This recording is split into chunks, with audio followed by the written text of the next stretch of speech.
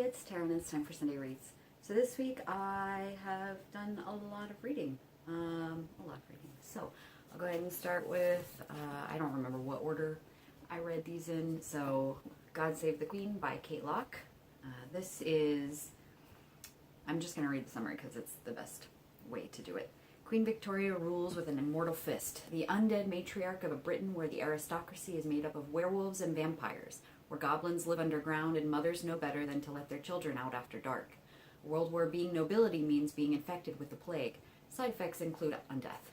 Hysteria is the popular affliction of the day, and leeches are considered a delicacy.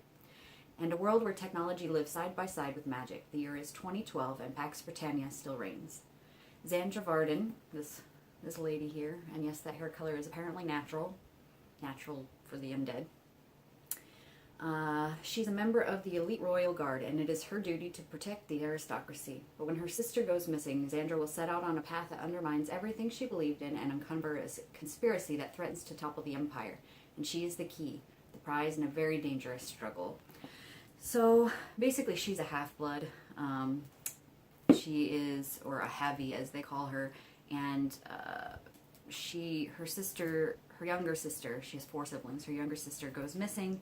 And that sets off a chain of events that, like, goes a little crazy. It's urban fantasy, paranormal.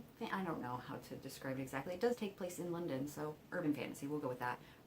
And there is a little bit of romance in it, and it was good. It was fun. A lot of sarcasm and wit and things like that. So I believe there are 3 in total in the series, and I would like to read more of them at some point. I found out about this at Barnes & Noble. I was in Greenville for a conference, so I went to kill some time at a bookstore, and what stood out was that the books were, like, really tall, like our normal paperback, but taller. I don't know what that is, but I read it, and I was like, oh, that sounds interesting. So you never know what happens when you just look around. I also finished Dark Days Club. By Alison Goodman, which I think I talked about last week, and it was quite good. I got a little bit furious at some points. Basically, Regency era paranormal fantasy. The world is made up of normal people, but there are also deceivers who, feed off the energy of humans, and it can result in death, of course.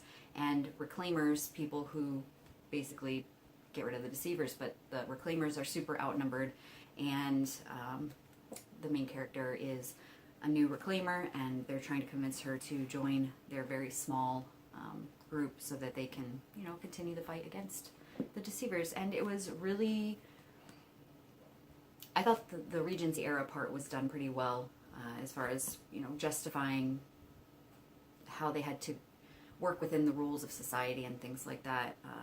So I found that interesting and also infuriating because women were just so limited back then. And some men were also limited in some respects as well, as far as propriety is concerned, but of course the women always had the harder end of it. So that was interesting. The second book is here. So I will hopefully be reading that maybe next week or the week after. When I was at work yesterday, I read Limbo. I just found this at the library randomly, and it's really got really dark and weird art. It's got a voodoo flavor. Dios de los Muertos is also, plays a major role, and it involves Legba and Loa and that pantheon. And I thought it was really interesting but dark. They call it the complete surreal neon noir miniseries. Neon noir. I don't know how I feel about that. What is that? But this is by Waters, Wijngaard, and Campbell, and it was very weird but very interesting. If you like kind of surreal neon noir, you'll probably enjoy this. On my Kindle yesterday at work, I also finished Percy Jackson, Battle of the Labyrinth, which is the 4th book in his Olympian series, and it's just a fun, easy read. I really like the Percy Jackson series by Riordan, and The Red Pyramid, I think is the Egyptian-based series. I also really like that one by him. So I definitely enjoyed that. And I've started the 5th and final book in the Percy Jackson Olympian series, so I'm looking forward to that. I don't know what else I'm reading this week. I do know that I am going to go ahead and return Everfair.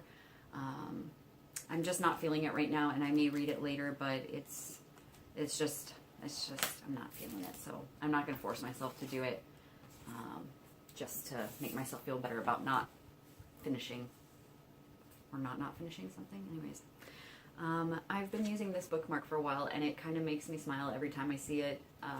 It's just this really cute little cat holding a book. I think it came in a library book that I borrowed, and it was just there, and I really liked it, so I kept it. So I'm gonna hope either that someone meant for me to have this, or that they can rest better knowing that if they lost their beloved bookmark, I am now enjoying it, you know, in their stead.